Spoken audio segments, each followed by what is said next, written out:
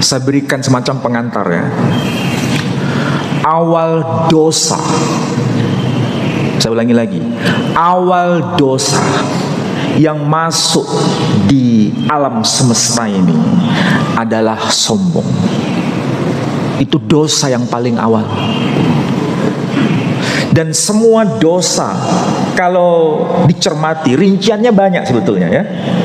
Dosa ini, dosa itu, dosa ini, ya kan? Misalnya minum minuman keras, dosa atau tidak? Dosa. Menyakiti orang, dosa atau tidak? Menggunjing orang, dosa atau tidak? Menzalimi istri, dosa atau tidak? Nah, itu rincian-rincian. Itu kalau diringkas, kalau diperas, kalau dibuat semacam summary, intinya itu dari akarnya apa? Sombong.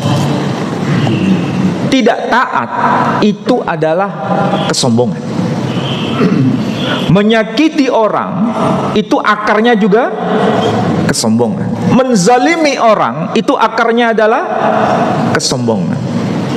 Menipu orang itu akarnya kesombongan. Semua dosa itu akarnya kesombongan. Makanya yang berhak menyandang pakaian kesombongan hanya Allah Subhanahu wa ta'ala. Jadi ibaratnya rincian dosa yang dijelaskan dalam syariat itu kalau diberas intinya adalah sombong. Sombong merasa paling mulia di hadapan semua. Sombong untuk tidak taat kepada perintah Tuhannya. Hanya dua saja. Sombong kepada Sang Pencipta dan sekaligus sombong kepada sang makhluk. Sombong kepada Sang Khalik dan sombong kepada sang makhluk. Hanya dua, dibagi dua saja. Risalah Islam datang itu menghapus apa? Menghapus soal asal usul ini. Dan itu sudah dicontohkan melalui makhluk yang sombong ini. Ya kan? Karena bicara mengenai asal usul bahannya. Khalaqtani min nar wa khalaqtahu min tin. Nar itu bahan. Tin itu bahan. Nar itu api. Tin itu tanah, bahan. Mereka yang sombong karena asal usul nasabnya, karena terahnya, tahu terah ya? Bahasa Jawa itu menyebutnya terah. Biasanya kalau keluarga besar istri saya di Jogja itu sawalan, itu ada yang namanya sawalan terah. Ada yang Jogja, Solo, biasanya ada istilah sawalan terah. Maksudnya keluarga besar dari keturunan Mbah Sopo gitu. Kalau keluarga istri dari Singodimejo, namanya Singodimejo, nggak tahu kok namanya Singodimejo. Tapi itulah sebagai simbol dari keluarga besar. Nah, terah itu ternyata dari bahasa Arab, itroh. Nah, terah itu itroh. Nah, itroh itu apa? Ya keturunan. Nah, keturunan siapa? Keturunan siapa?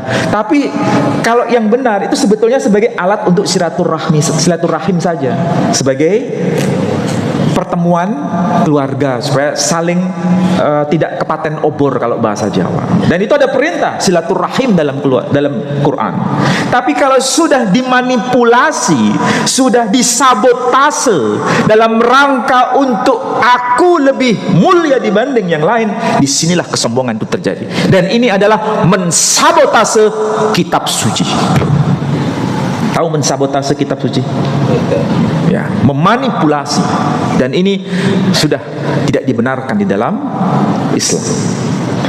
Nabi sebelum mengakhiri dakwahnya, risalah pewahyuan, ketika di Haji Wada, beliau selalu berkata, tidak ada bedanya antara orang Arab dan yang bukan Arab.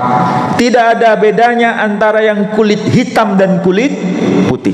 Inna akramakum indallahi atqakum. Itu konsentrasinya. Maka sekarang kalau ada yang masih memanipulasi, mensabotase apa yang Allah sampaikan di dalam Quran, apa yang Allah sampaikan melalui lisan nabinya, ini berarti sudah melenceng dari ajaran Islam itu sendiri, dan kita tidak boleh melakukan itu atau berada di gerbong itu. Kalau kita berada di gerbong itu, berarti kita berada di gerbongnya siapa? Hah? Bukan saya loh yang ngomong, sampean loh. Cuma inti ayatnya di situ. Mudah-mudahan yang saya sampaikan ini bisa dipahami. Saya nggak langsung to the point. Saya hanya memberikan pengantar. Tapi orang yang cerdas tahu yang saya maksud. Ya, mudah-mudahan manfaat.